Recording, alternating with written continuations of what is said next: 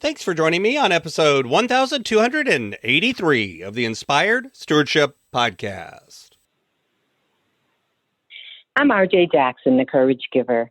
I encourage you to have the courage you need to live your calling.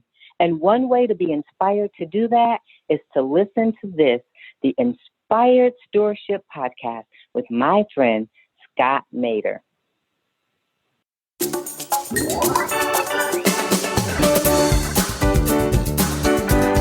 Did they know what was going on? Do we know what is going on? Or is this another moment about faith? A moment of recognizing that we're going to have to live without knowing. We're going to have to take the glimpses that we've been able to receive and allow those to feed our faith. Welcome and thank you for joining us on the Inspired Stewardship Podcast. If you truly desire to become the person who God wants you to be, then you must learn to use your time, your talent, and your treasures for your true calling.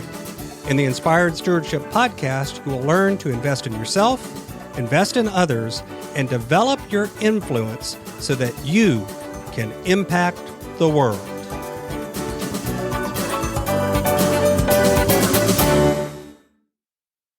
In today's Spiritual Foundation episode, I talk with you about Matthew chapter 2, verses 1 through 12. I share how this passage points to both meanings of the word epiphany, and I also share how it doesn't matter if this story is literal or allegorical, it still points to something we need to understand.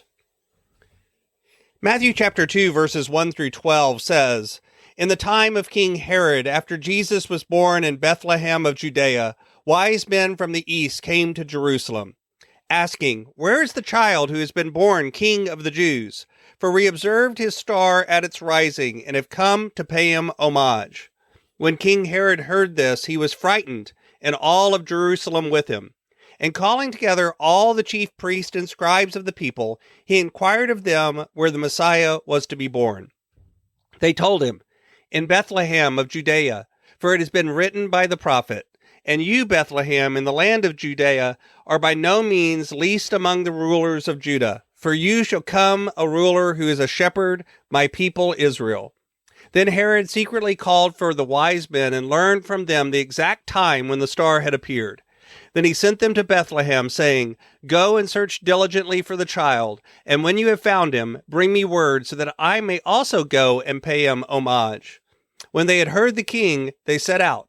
And there ahead of them went the star that they had seen at its rising, until it stopped over the place where the child was. When they saw that the star had stopped, they were overwhelmed with joy. On entering the house, they saw the child with Mary, his mother, and they knelt down and paid him homage. Then opening their treasure chests, they offered him gifts of gold, frankincense, and myrrh. And having been warned in a dream not to return to Herod, they left for their own country by another road." This story is one that we've heard in different versions, and I'm going to talk it through a little bit today. But you have to think to yourself, this story, again, whether it's an allegory, whether it's a literal story, it doesn't really matter. Did these characters know? Did they recognize as they reached the end of their journey, as they were laying there in looking at this infant in the manger, did they know?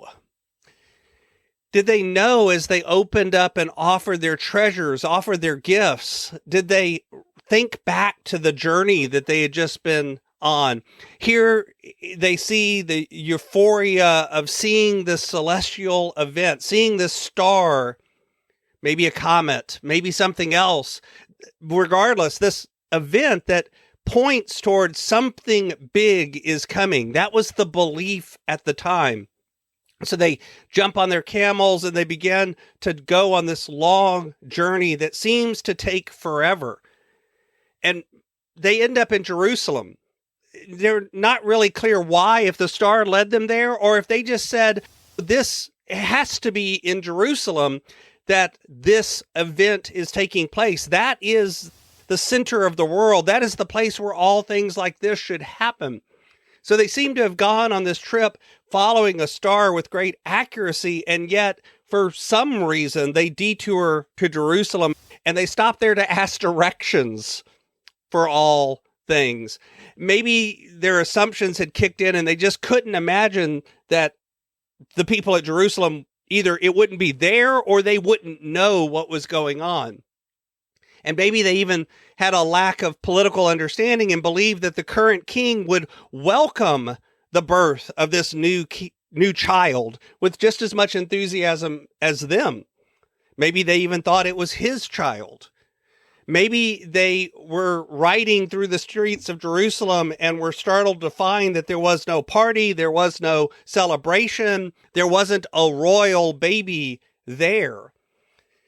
And they immediately are probably identified as outsiders by their accents, by their clothing, by other things. And so for some reason, they called out by Herod, who calls them into his receiving room and says, "What's going on? What are you doing?" And maybe they gave him answers out of innocence. Maybe they caught that he was afraid. Maybe they thought he was trying to manipulate them. The details aren't there in the story, but for some reason, he sends them off to Bethlehem and they go out to find the child. Maybe they had some doubts about Herod and about the wisdom of involving the powers that be in this quest. Maybe they lost sight of the star for a period of time and they wandered off course. Maybe they had this unsettling encounter with this despot who's trying to hold on to power. But eventually they see the star again, and with rejoicing and relief, they begin to head along the path again, maybe even with a little embarrassment for not believing that it was going where they needed to go. And they end up in this small town in the middle of nowhere with a little nondescript place. And they end up finding that here, this is where the infant is. And they go in, maybe the family's confused, they're confused, and then they ask if they can offer this child the gifts that they have. And then they stagger out into the night and go home a different way, an unfamiliar way. But of course, in some ways, every moment from then would be unfamiliar and new no matter what, because here something has changed in the world. Because this is for them a moment of truth with a capital T. And because of that, the wise men set off and go home. Now, if you think about this story, what we don't know about the wise men is probably more than what we do know. We don't know their history. We don't know their names. We don't actually even know where they came from.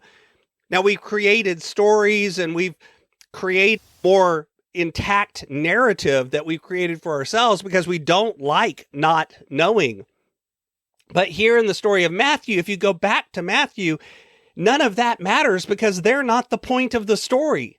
The wise men don't really matter at all, except as a way of announcing and pointing to the birth, something that gives them meaning and purpose beyond them. They're simply characters in a story.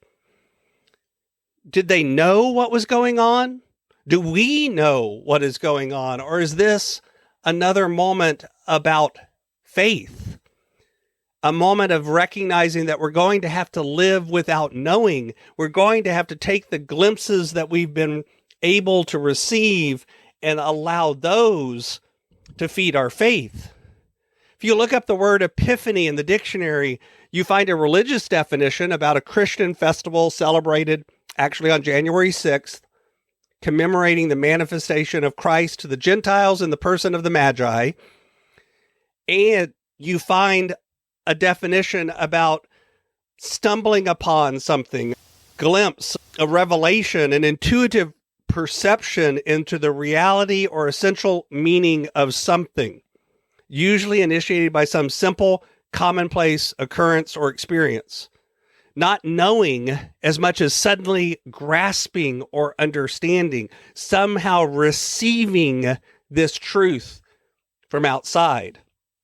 That's why Epiphany has two meanings, and yet it's really one meaning, because that's what it means to keep moving forward with faith. Thanks for listening.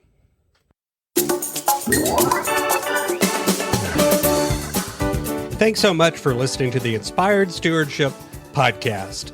As a subscriber and listener, we challenge you to not just sit back and passively listen, but act on what you've heard and find a way to live your calling. If you enjoyed this episode, do me a favor. Go over to facebook.com/inspired stewardship and like our Facebook page and mark it that you'd like to get notifications from us so that we can connect with you on Facebook and make sure that we're serving you to the best of our abilities with time and tips there. Until next time, invest your time, your talent, and your treasures. Develop your influence and impact the world.